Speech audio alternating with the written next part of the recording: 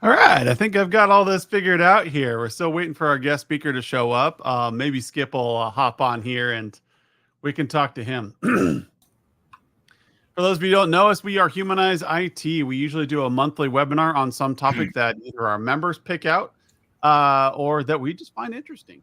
So with me today is Skip Ziegler, and we're waiting on Gina Tamarco if she shows up. And we're going to talk about lead gen for busy MSPs. And we kind of came up with this idea, was it a month or two ago, we were doing some interesting techniques on selling that we had learned from Gina. And we're like, this would be really useful. Oh, no audio. Can Skip hear me? Yep, I can hear you. Oh, so Mike's the only one who can't hear us. All right. Let me check on that. So, yeah, I'm guessing Mike, Mike's pretty old, he's probably just needs to turn his equipment up. Neil says audio is good. Yes, Mike, you have to click unmute. So, all right, for the rest of you out there who understand how to click unmute, but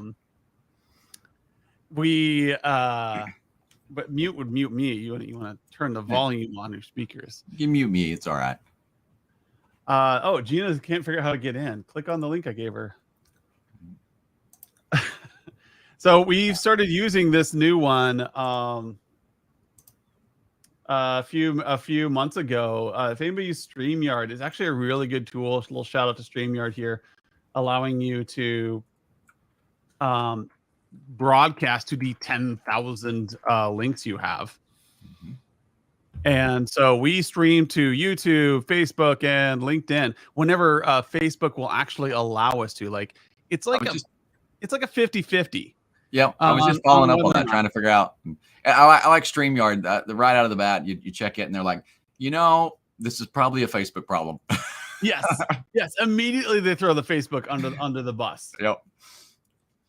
So, well, I'll let you bring Gina in and kind of talk more about this opportunity that we have. So we are a very member-driven community. We stress that, and if you look at our tool, we're walking that out. And we had one of our members go, I've got some clients in here that I don't want to get rid of, but I'm not doing regular business with them. And I've got others that, I'm trying to close business with them. And we saw the need. And so we created the feature in there. So now you can go in and we've got this exciting category for lead. And one thing led to another. Adam had a great little brainstorm there, and we got some mini assessments utilizing some other features in our tool. And now we've got a great way for you to get down and engage with some of your qualified leads. All right. Now I like to put that out there as a qualifier. I get what we're doing here. This is not a mass marketing sort of, you're not going to, send out 10,000 Facebook messages with this. Okay. This is someone that you're engaging with and you really want to have, again, a conversation. Yes. It's one of our taglines is conversations and not presentations. And if you're counting on your sales process to be a bot, this is not for you. Sorry. But if you want to quickly foster those conversations that go from a quick engagement to, hey, this is what I can do to you, this is what it looks like, and close that sale in a short amount of time, this is a great tool that is going to allow you to showcase what you can do really well with your clients. And I keep talking about the tool, but I think a lot of what Gina is going to talk about as well is it's not necessarily the tool, it's a methodology.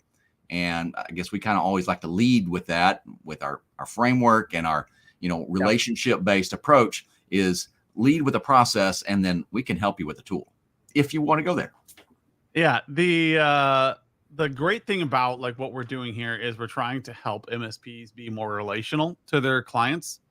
It's not something where you have to have 10,000 things. There's not some really expensive workshop to it.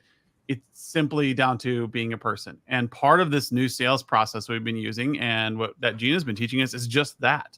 Mm-hmm. Is why are you canning things? Why are you treating this like a one-way conversation? You're coming in and you're presenting and shouting at your clients. You're not actually talking to them. And so what you have to do is how do you get into a conversation with a client or a prospect where they feel heard, they feel seen. Oh, and Gina's coming in. There she is. And so that is what we're going to talk about today. And it's not a complicated drip campaign. It's not a complicated big thing. It is, oh no, she dropped out. I think she's having some web issues. Yep. But she's on the road yet again. She's definitely fulfilling that road warrior sales sort of mentality, I think. Yeah. So if you want to talk through like busy people, that's one thing that Gina's kind of showed us is that you may be stuck in operations. You may be stuck in firefighting mode, but you have the ability to still do prospecting. You still have the ability to do these little things that matter. And every once in a while, somebody will reach out to you, like from a Cisco, from a from a different vendor, and they will say, "Hey, I really want your business," and for some reason it resonates with you. And if you really narrow it down, it's because they actually took the time to learn about your business, what you're trying to accomplish. Like my favorite vendors that come and talk to me. All right, you ready, Gina? Give me a wave if you're ready. I like that. There she is. Oh, now she's muted. Every meeting we start with Gina starts off with somebody on mute. So we can't start this without Gina being muted. So she'll be back. So what we're going to talk about today, I have the agenda here. We're going to talk through like what is lead gen? Why should your tech owner care? A lot of you have built your MSPs on either referrals or just sheer dumb luck. And so what we want you to do is you want to think there is a way to pre-qualify, a way to reach and qualify them so that they understand who you are and they're a culture fit for you and able to do it in a way that is simple. Can we hear you now, Gina? Still can't hear you. So while Gina's figuring out her audio there, just keep screaming until we hear you. Yeah. What we're going to do is we're going to talk about what your ideal target is. Most of you spread out you do a blast to a group and you assume that somebody's going to bite on this really great content you built. You might spend 6 to 10 hours building this one ad and wonder why no one came in. Why didn't anybody? Yes, it's probably me, Richard. Sorry. Can you hear me now? Yay! There we go. We got it. My God. I'm technologically challenged, but pretty. There you go. That makes up for it, you know. How's that? Anything, we've got eye candy, you know. Take it. I've got a cool studio. I just can't figure out the many microphones I have. You were back in the office. I thought you might have been on the road again. No, I'm actually here being professional. I swear to God. All right. Awesome. Do you want to finish what you were saying and then I'll just jump in somewhere? Yeah. I'm just kind of prepping like people with like the mistake we even made was, hey, we have a great product. We're sending it out to the masses. Why aren't they biting? And so it's like they should be. And then we'd have a demo and people are like, oh man, we love this company. We want to do more business with them.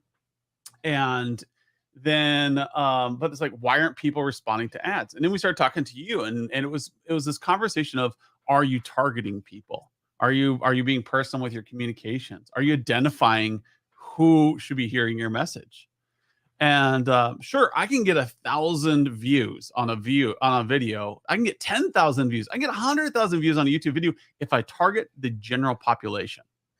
Because out of like in North America, 360 million people, at least 1 million of them are going to accidentally click on my link. And that's how you get these really popular YouTubers. But that's not who I'm after. You know, that's not who we want to resonate with. We want to resonate with MSPs. So I want to talk to you about what exactly is this lead gen idea? Why should a tech owner care? They already have clients, right? Why should they care about lead gen? Ooh, they already have clients, and why should they care? Can I just jump on that? Yeah. Yeah, let's talk about that for a second. Why should they care? Because one day you might not have clients. So you have to be constantly building your pipeline so that you can grow your business larger. And I hear this all the time. people will count on a few like big clients that they have, and then all of a sudden those clients go away and you have done nothing to find more clients. So we should always be looking for, it's like you're like a squirrel collecting nuts for the winter. That's how I look at that. Yeah, eventually. So I know in the SaaS industry, which is what we're in, lead gen is necessary because you always have churn. You have businesses that are going to close. You have businesses that are going to grow, and there's businesses that are going to leave you because they saw a shiny new thing. People are going to do budget cuts. Always things are going to happen that are healthy. Sometimes you have a client, it's just not a good fit. I know everybody on this feed right now has good fit clients and don't have any toxic ones that they want to get rid of desperately. But when you have lead gen, you get to be pickier. When you start building up this backlog of people like, oh, I really want to do business with them. That's a $10,000 a month contract. And it'll be less work than this $500 a month contract I've been nurturing since day one. Yeah. Wouldn't you want to be working with the clients that give you the most joy and pay you the most amount of money? I still work with Mike, so every now and then you're gonna have one of those, right? You're gonna have one of those. Yeah. Mike's the guy I can throw under the bus, whenever I need to. I need him in my life. That's good. That's fantastic. So I would love to hear more about you. Like, how do you identify? How do you get to the point where you can choose a customer, where you can find culture fit? How do you do lead gen, and how do you find these customers so that you can say, oh, this is the kind of customer I'm looking for? I want to know, how do I find them? Well, I'm going to do a quick, it's not even in this, like I put a little deck together, but how do we find the most ideal customers? Where I start is creating an ideal customer avatar. Like, what does that customer look like? And it actually takes some time to like sit down and think it out and write it out.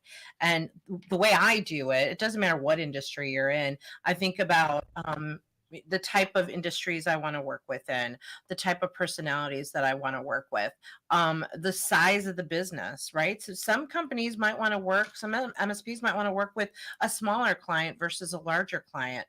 I don't want to work with necessarily a company that has over 100 employees. That's a more complex company to work with. For me personally, I'd rather have a smaller company. So you want to think about like, what gets you excited?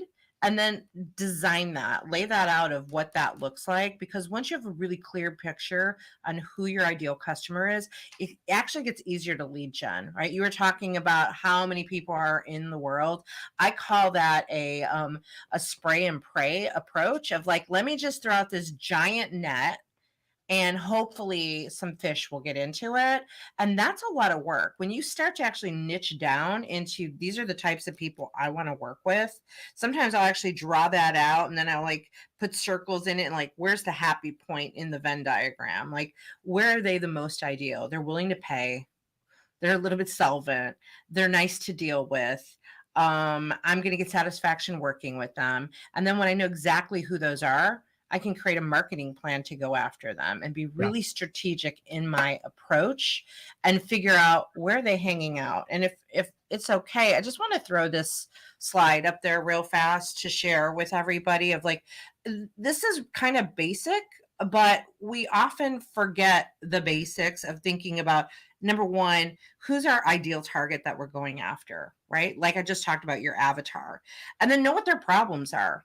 And when I say know what their problems and their pains are, get a little more specific with it too. Like everybody has the problem of needing more money and needing more time and needing employees that do their jobs. But really what keeps people up at night? What are their emotional desires, their personal desires, and their financial desires? Like what really moves them? Because when you know that, then you can start to understand how to message them, how to go after them, which before we even message them, where are they? Like, where are they hanging out? For me, a lot of my clients are on LinkedIn. So I spend a lot of time in the LinkedIn world because that's where they're going to be hanging out, so to speak.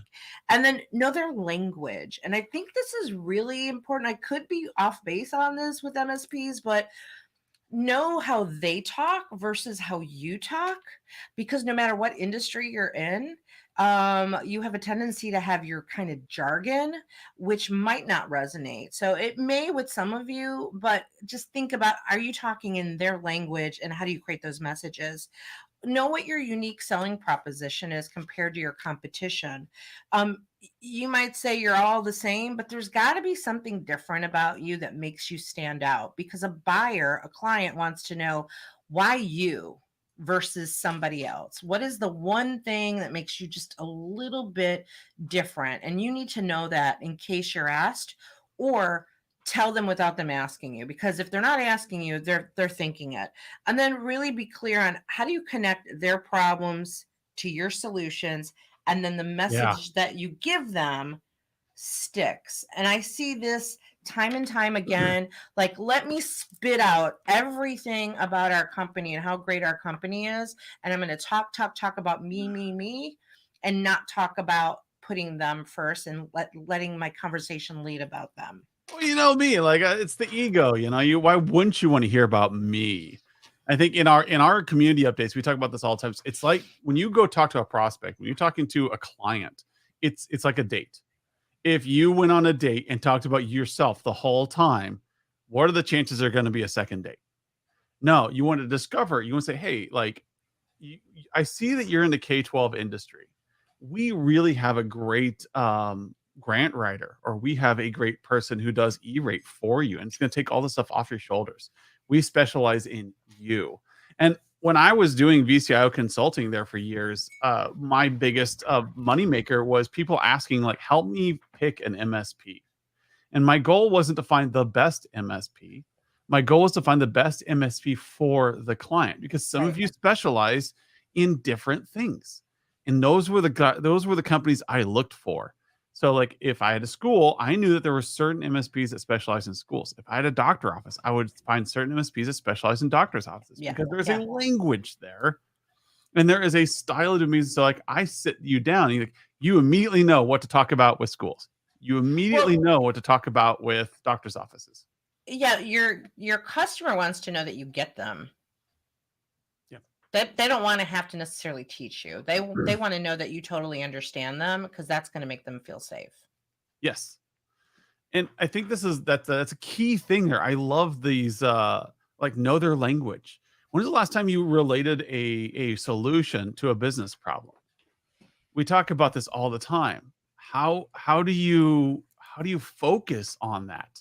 And when you walk in, if you talk to any of the people who are existing members of Humanize, where we've changed these minds, like when you walk in, you say, hey, I'm gonna stop that problem you have of your Zoom calls constantly dropping. I'm going to help you with remote assistance of people. I'm going to help you with putting a chat bot on your website so you can help with intake and appointment setting.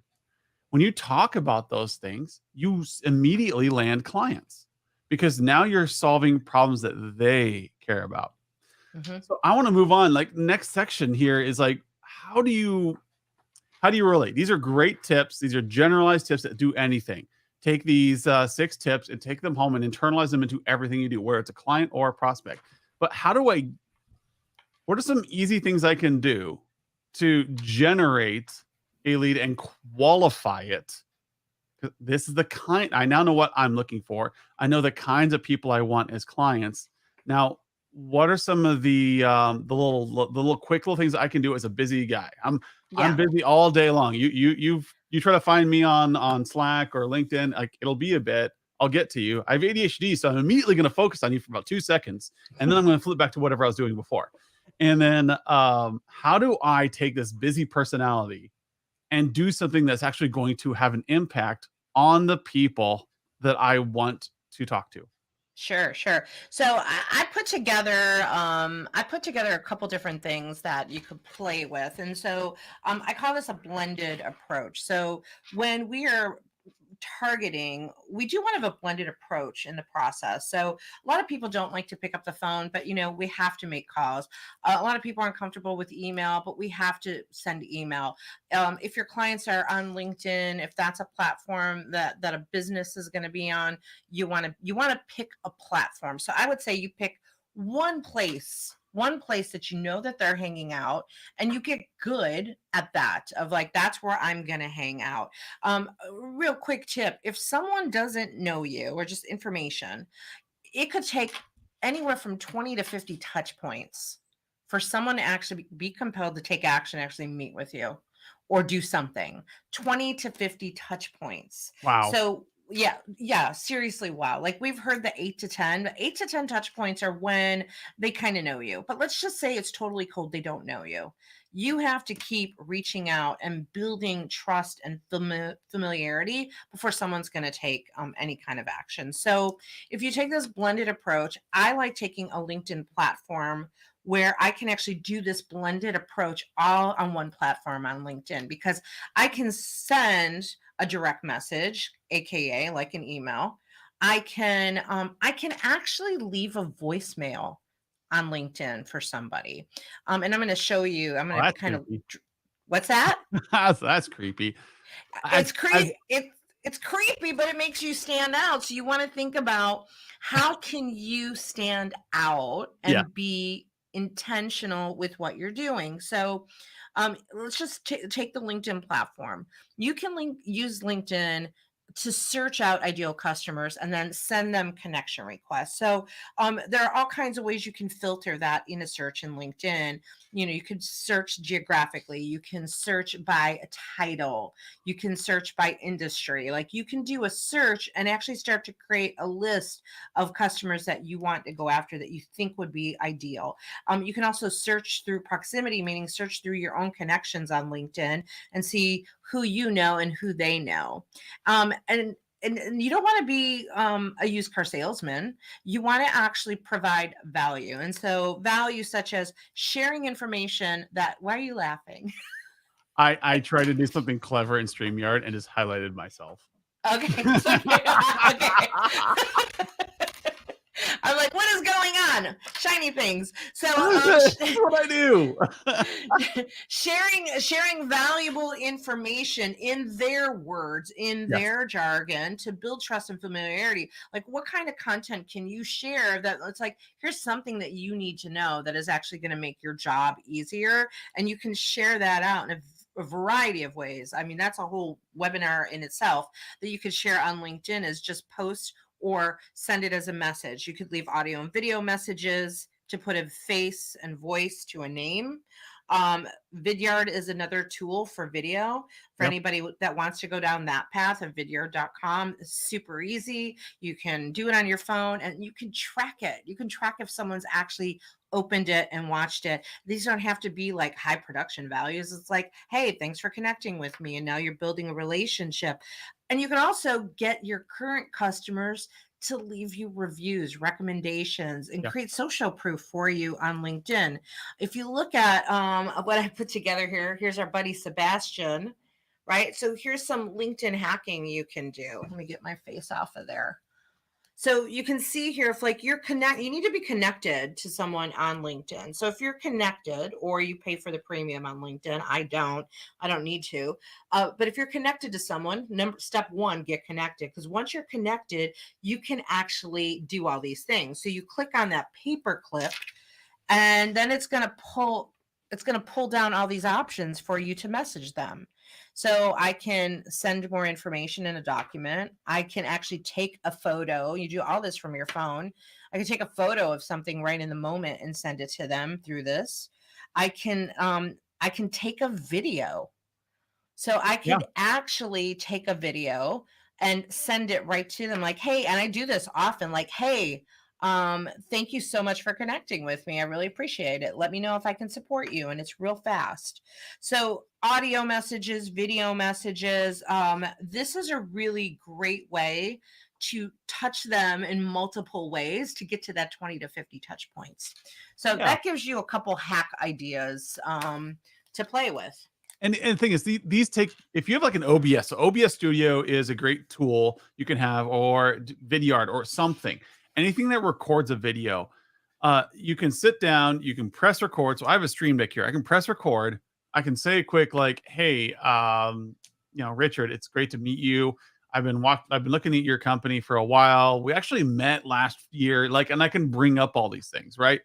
And I've connected, and then I say, here's what I would like to do. I'd like you to sign up for our platform. I think I can generate you an extra $10,000 of revenue in the first couple meetings. So now I've got your attention. I've answered a problem. Everybody wants more money in their business. I can help you with that. And then I close it out with an action item of sign up today. It takes me less than 20 seconds to make that video and attach it to a LinkedIn post. Or you can spend the next, and I know I was a sysadmin, so I know how this works. You can spend 3 days working on that perfect little script or that perfect little ad that you're going to push out on LinkedIn or YouTube or wherever. And you can broad stroke everyone. It's going to take you, what, 8 to 12 hours to get that done, because you're gonna redo it. You're gonna do it 100 times, and then finally you're gonna push it out. Or you could have spent 30 seconds. Hey, you know what? I really like to do business with Lincoln Pediatric. I can say, hey, you know what? My daughter goes to Lincoln Pediatric. I really love your doctors and what you guys do there. I noticed last time I was there that a couple of your iPads had issues. I happen to specialize in iPads. I would love to have 5 minutes of your time to talk about what I can do to help your clinic run smoother. That's it. That's your LinkedIn ad. This actually one of the reasons I learned this is, like, somebody did it to me on email. It was an attached YouTube video to the email where the person had evaluated my website and called me out and said, these are things I would like to improve, just like what Gina did up there. She called out personal things. This was not a generic video that got sent to 100 people. This person took the time to case out my business, create a video, and send it to me. Like, oh, if they took time, I'm willing to give them some time. Yeah, we call that law of reciprocity. That's a psychological human wirings phenomenon that law of reciprocity. Law of reciprocity. We feel obligated to reciprocate when someone actually spends the time doing that. That's nice. Yeah, I mean, I think it's just a general rule, guys. When it comes to MSP work, you spend the time helping your client, they will spend the time working with you. Why? And I think Skip talks about this in his conversations, is that when you're in a room with executive leadership and you find out that the execs are not there, it's because you're not giving to them. You're not listening to them. You're not showing that you care about what they care about. So they leave you, and they just don't want to come back. They'll throw somebody at you that they don't have to worry about. But if you give them something like, hey, you know, I can help you guys improve your sales next year through our software. I see that's a big goal for you. I think what we can do is make it so that it's easier for you guys to work on the road. Or, hey, you're a dog kennel. I know you do live streaming of the puppies from the kennels while they're being boarded to your clients. You're using really old webcams. If you use these newer webcams, the client could talk back to their puppy. Oh, yeah. Then all of a sudden you have their attention. And now you've got the owner sitting there going, how do you do that? You actually look at what we did. And now I'm interested. And so, you know, I love that idea. And so what we have is, like, how do you actually do this? Like, in what you said was LinkedIn. You can do it in LinkedIn. One of the things I think is funny out there, and all of you know about this, is, like, you ever looked at Facebook and noticed that people fill out those little forms of what's your IQ? How do you measure up? Are you a Virgo? Who should you date? And it's all these quizzes. Why people love that? Now, here's the thing: is anybody who's watching now, how often do clients fill out the questionnaires you send them? I know the answer to this because we used to do questionnaires that you could send clients. We called them graders, and you would get like a 0.5% back. Now, we did figure out some tricks that Gina is showing here, that if you give them if you give them something, if there's an immediate gratification to what you're doing, then all of a sudden they want to fill this thing out. They want to do the item that you have in front of them. So right now you're sending them collateral. You're sending them a video on LinkedIn. You're sending them items on email, and they get nothing out of it. You get everything. So there's no reciprocal information there. There's no, hey, if I fill out this questionnaire, the only person to benefit is you. What do I get from it? And so at Humanize IT, we actually took that personally, and I was like, wait a minute, we have a client dashboard. Why aren't we doing this for prospects? And so we templated this funny item here. Oh, let me share my screen. See if I can do it. See if I can do what Gina did. Share screen, right?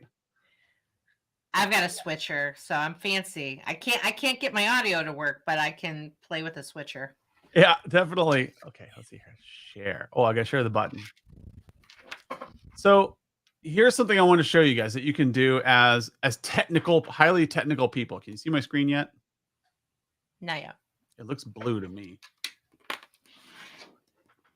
As highly technical people, what you are really, really good at is talking about technology.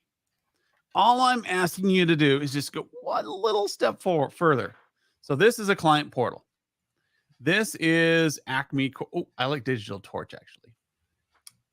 They're prettier. So Digital Torch, this is a general share here. This is an assessment screen. So this company filled out these little mini assessments, and you know what they got immediately out of this, without my interaction whatsoever, is they got to see how they measured up against everyone else in their location automatically. So, people love this narcissistic feel, like, how do I measure up against other people? Immediate gratification. Do you know what you get out of this transaction? You get the survey results. This took me 5 minutes to make, and I can send it with a little note to Digital Torch. I created a little YouTube video that took me about 2 minutes to make. I think I just clicked record. I recorded a random thing. So you click play here. So I made a little technology self-assessment for him. I could call him out. I'm sure Gina would tear this video apart, so I'm not going to play the whole thing. She'd be like, here are the things you did wrong. But what they get here is they click on this, click on this, click on this. They get the answers. So we build this in here, actually, and I just share it with, myself, the self-assessment. Let's go ahead and I'm going to revoke the old share because I've got too many people in there. I'm going to do a new share, the self-assessment, with myself. So what this requires from you is that you actually need to have, what did you call it, Gina, the second contact, or you have to have their email address, and then you need to know a little bit about their business. So here I have Digital Torch. I created them as a client. I think Skip created them, alternate dispute resolution. And I went ahead and created a little dashboard for them. I said, hey, I'm going to give them, what can they answer about themselves? So I put in here a mini assessment for each of these 4. I created a mock budget for them, and I put some project road mapping items in there for there. So I'm going to go ahead and click save. So I can see, like I said, I will do a security audit for you. I'll do an infrastructure audit for them and a service audit for them. And you know what, if they really want, I have a cool pen testing tool I can run. So then I send this to them. I've shared it with my email address. When I come back over here, I have to log out. This is my client portal that you immediately get access to. If all went well, if I refresh the link appropriately,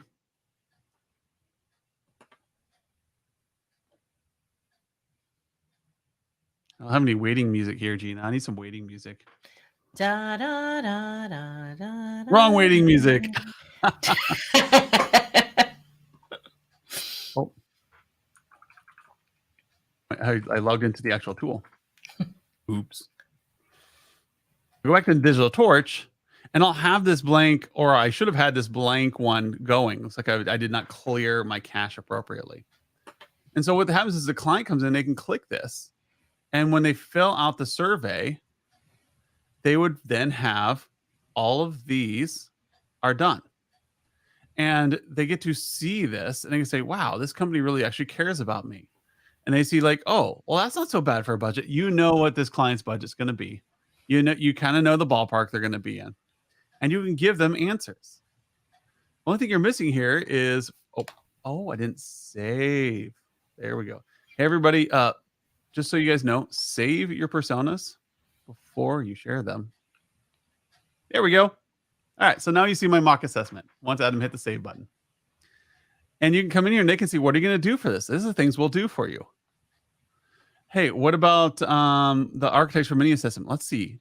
Now, I recommend you put things in here of questions that they can answer. What are they using? Are they using Office 365? They're using some Gmail. They have antivirus somewhere.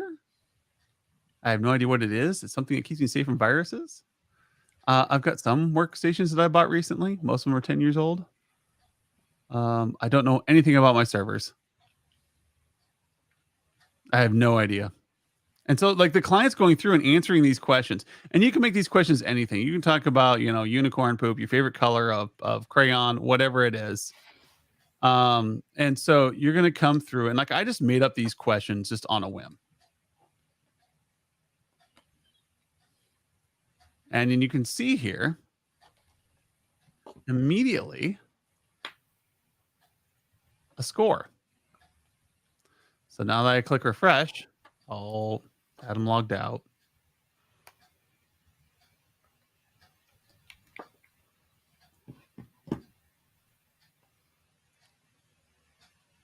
I'll refresh on both.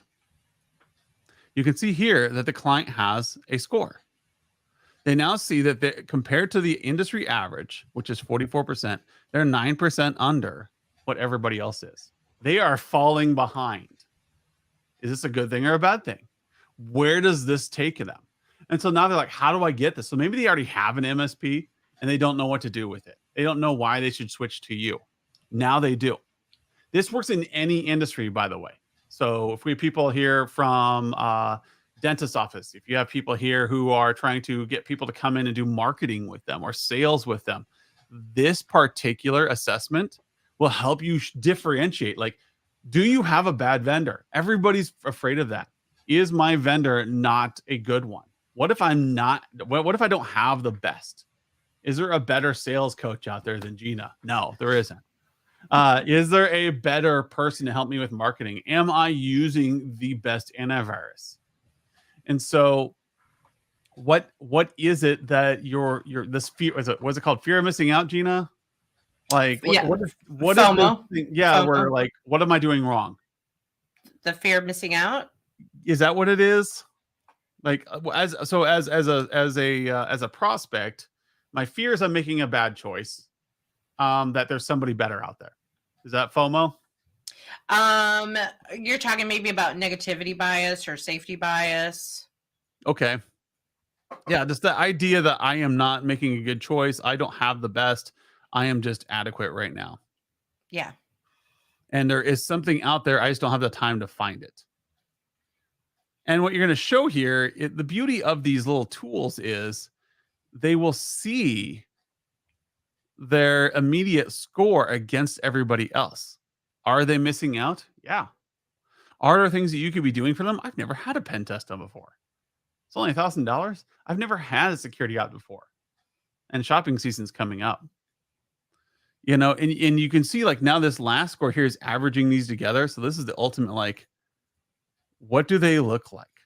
And now you've got that fun little gimmick of how did Facebook do this? Why do people keep filling these out? Because I'm giving something back. Even if they never do business with me, they're getting these average scores that we calculate at Humanize, and they're getting them to measure themselves by. And you're giving them value. Yes. Immediately. Why should I fill this out? Because you get to see this. It's going to give you this answer immediately. And for me, like if I could see as a vendor, as a SaaS, like I'm an entrepreneur, right? I started up a new company. How does my debt to income ratio compare against other SaaS companies? I would love to know that. How are my employee salaries measuring up against other companies of my size? Again, useful information I would love to know, but you can't ask that question. I mean, is my MSP doing a good job? Who can you ask that question of? Is Gina doing a good job? Gina is doing a great job because my sales are increasing. If my sales are increasing, Gina's doing a good job. It's an easy KPI to measure. How do you know if your MSP is doing a good job? I present to you the ITCQ. Now it's on you to make sure you craft this in a way that makes you look loving and caring. You know, play to your strengths. If you are looking at doctors' offices, ask questions about HMS. Ask questions about things that doctors' offices care about. If you're trying to target schools, if you're trying to target agricultural industries, target those questions. So when they're answering them, not only are they answering questions, but they're seeing that, oh my gosh, this person's asking about E-rate. My MSP doesn't even know what E-rate is. You know, this person's asking about these things that are industry specific. Like, do you have somebody helping you with HMS? Does your MSP have an existing relationship with HMS providers? These are questions that will lead your client into believing that you know who they are. And even down here in this little assessment down here, when you type this up, you can actually say in there things that you are specifically good at. And the beauty of the way we build this, because Skip and I are lazy, is that you save this persona and then you can apply it to any client you have. So when you want to do this again for another client, go to that client, create a new one, click self-assessment, share, you're done. That easy. And these are like minutes to do this kinds of stuff. Do you need our tool to do it? Technically, no. You could, yeah, Skip's trying to qualify all my jargon here. Could you do this with a piece of paper? Not really. You need to give that client that immediate feedback. Somehow you need to give them a reward for communicating with you. What does that reward look like? Gina, we are coming towards the end here. We got about 14 minutes. I'm waiting for some questions to come in. And Mike, you are being extremely quiet, and so is Richard. I know there's like, whoa, I can't tell because it's StreamYard. How many other people are watching? There's got to be some questions. Any questions for Gina right now versus having like this blended approach to get you to stand out? Don't just use a quiz. Don't just use a phone call. Like, you need to show your client you're paying attention. You need to show your client that they are valuable to you. One email blanket to them and then walking away, you'll see what happens is when you look at your email, you'll see that they try 3 or 4 times. It's on a cadence and that's it. And at no point in time will they actually reach out and try to feel like they know you. The only reason that your name is in that email is because it was a pre-filled form that looked up your name in a contact list. If you never respond to this email, they will never know. Oh, Richard's still on vacation. Neil's got a question for you. Yeah. What's the best way to get started now? Do you have any resources you can share to get us started? Is that question for me or for you? I think it's for you. The best way to get started. I think I need more specific. I need a more started with what? That's a really open question. Yeah, I know Neil's an existing customer of ours. So what he can do is he can actually go into his tool right now, create a lead, and he can share the dashboard with them. Neil said, "This is a question for you, Gina. What's the best way to get started? How can Neil get one more client in the next month?" That's a big question, Neil. So I got questions for you, Neil. I qualified it. I said, Neil wants one more client this month. One more client. The first thing I would do, Neil, is I would actually create a list and get really intentional and specific. What kind of client do you want? And even more specifically, who do you want? Yeah. I think this is one thing that we forget to do is like create the wish list of like, if I could work with the best clients, who would they be? And make that list. And maybe it's not that exact client, but maybe then there's similarities. That would be the first thing I would do is make the list of the clients that you want to work with. Then you're going to start creating a marketing and sales strategy for how you're going to pursue them. Yeah, I'd like to point out, like, this little insight into us, we have a great product. People love our product. It still takes them a while to close. So Gina's like, start targeting them. Start talking to the people that you want as clients. So I was actually trying to find it for this session. I couldn't find it in my Canva, but I can go and find this for you, Neil. But I do have this worksheet that's a really simple, basic worksheet, but it helps you get clear on, okay, who's your target audience? And this is get really specific. who's the ideal client as far as like title, company, size, and all that. Like I said earlier, that's column 1. Column 2, what keeps them up at night? What are all the problems that keep them awake, frustrated, or that the things they aspire for? Column number 3, how can you solve those problems? It's a real simple 1, 2, 3, and then I sort of crisscross their problems to my solutions, and then I go into how am I going to approach them. So I do have a worksheet on that if you want a resource like that. Yeah, and I was gonna say, like, I can say for a fact that this week alone we have 2 new accounts in addition to our regular load that are closing because of this technique. Where we went back and says, I'd really like to do business with this company. Why haven't we closed them yet? And so we identified it in our sales meeting. These are my 2. And I said, I am going to pick them out and say, hey, how can I do business with you? I really care. I like what we talked about. I thought we really resonated. And it just turned out I fell off their radar, or something about what I said really resonated with them, and we closed. And it was that simple. It was that Adam, if I right. can jump on that for a second, since I'm intimately involved with that, part of that closing those deals was just like one more touch. Yep. It was one more touch. This is the point I'm making, is that you can't just go touch 2, 3 times and be done. You made one more touch, which makes them feel like you really want their business and you really care. Yeah, and I want that feel, because we have a great community, and I'm like, wow, that was a great demo. And then, we move on to the next demo because we have so many demos coming up. We have so many things going on that we forget. We're just like you guys, just like your clients. We forget to follow up with a great prospect. And when you talked about you, Neil, like when you have that list and you start making that matrice that Gino's talking about, you find out that you automatically become more personable. That suddenly you are thinking, oh yeah, I do want to do business with Bank of America or local bank or whatever your target audience is. And then you know what to say to them to make it feel personal. Do you want to have PCI compliance? We happen to have a tool that does that. Do you want to do this thing with your students? We actually support VR classrooms.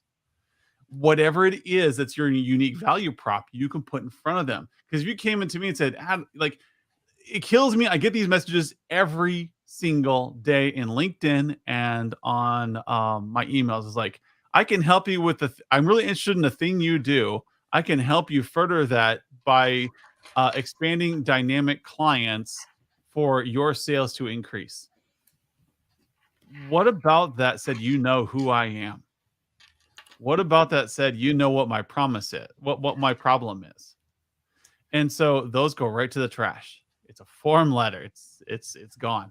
But if I get an email that says, hey, I noticed that you work with ConnectWise and you work with these other companies, and I've seen you around at a couple events. I've never had a chance to stop by your booth. I love your unicorn shirts. I'd really like to become a partner with you guys. That suddenly gets my attention. Or Adam, if you do, when I work with clients on messaging, some of the approach I take with that, if I'm going to message out in any way, whether it's face-to-face, in an email, on the phone, I might say, you talked about schools. I might say something like, a lot of the schools we're working with right now have been struggling with insert problem.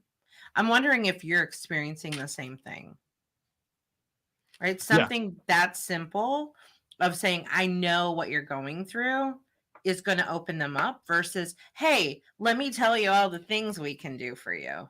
Yes. It's something as simple as, what's that one thing that, like, if a girl wanted to go out on a date with me in college, and she would have, like, well, first of all, if a girl asked me on college, I would have said yes no matter what, because college guy. Anyways, but if you wanted to gather my attention, like if you started talking about your love for Die Hard, you suddenly resonate with me. Like, now this is a woman I can see spending time with. That's how I won my. That's how I won my husband over talking about Star Wars. There you go.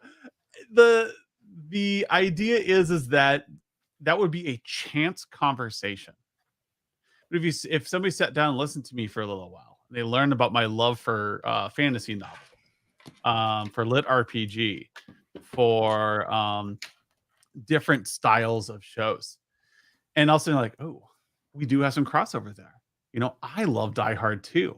That's my favorite Christmas movie. And, you know, we get there and we start talking about it. Suddenly there's a connection. It's no different than with your clients. You've got 1,000 things that make you interesting. You are good at 1,000 things. Now, what is the one thing that you can do for the person across the table? If you could pick from those 10,000 things that you are good at, what's the one thing that matters most to your client? You'll never know until you listen. And I think, you know, the way to close out here, it's like how I met Gina. So I met Gina through a friend of mine who recommended me take her class. And there were 2 takeaways from the class that endeared me to Gina forever. One is stop using the word but in my sentences. Start using the word and. And what happened there was I started thinking words. I can't use the word and if I don't listen to the person across the table first. So I can't play off of what they're saying if I don't understand what they're saying. If I say the word but, that means I'm just talking about myself. I'm constantly interjecting my opinion. If I say the word and, like, oh, that's a great idea, and you could do this. Now I am forcing myself to listen. It's like taking those active listening classes, right, Gina? Where like you can't do active listening unless you listen. Yes. Sometimes all you got to do is ask one good question and let the prospect do all the talking. Yeah. I think Skip has a great testimonial out there somewhere, or a video where he talks about the first time he used this methodology, where you walk in and you ask a couple good questions. Like, what are the biggest risks, and what are the biggest sources of revenue in your business? And just sit back and watch the room of business people. Wait a minute. And then they argue, what is their biggest source of revenue? What is their biggest risk? And they start going, and you sit back there with your pencil and you just take notes. Yep. On your on your notebook, and you walk out as an engineer, because you're engineers, people. You're 1,000 people. You're 1,000 ideas, and you have all these ways to solve problems. Now you can present, hey, I saw that you had these things. Here's how I'm going to help you. In the end of the day, you now have a new client. Or you might disqualify them and say, man, these people are a bunch of jerks. I can't help them. And you walk out that door and you never come back. Speaking of walking out the door, Adam, I am going to have to get going soon. Yep. And I want to make sure I don't miss anything, because I do have a hard stop today. In case there's any other questions for me, or maybe there's something you want to tell everybody before you get ready to wrap up. Nope. I've got to head over. I'm going to head over to the Central Mafia group with Juan. And you'll see me on LinkedIn here in a few minutes. And we're going to talk through streamlining QBRs, how to save more time. So once you have these clients, how do you have this exact conversation that Gina and I are talking about with your clients in a way that matters? Thank you, Gina, for coming on today. This has been a wonderful conversation. If you want to learn more about Gina, she's got an amazing podcast, not just for women, called Women Your Mother Warned You About. Great business advice. My wife loves this podcast. I listen to the podcast. It's a good time. Great advice there from a different perspective, not one of the usual names in our MSP industry, but an amazing perspective, and lots of great advice that I have taken to heart that helps us run our business better. If you want to learn how to do lead generation through our software, reach out to humanizeit.com, get a demo with us, and we'll show you how to do this. It takes you less than an hour to click enroll and go. Thank you, everyone. We will see you next time. Bye, everybody.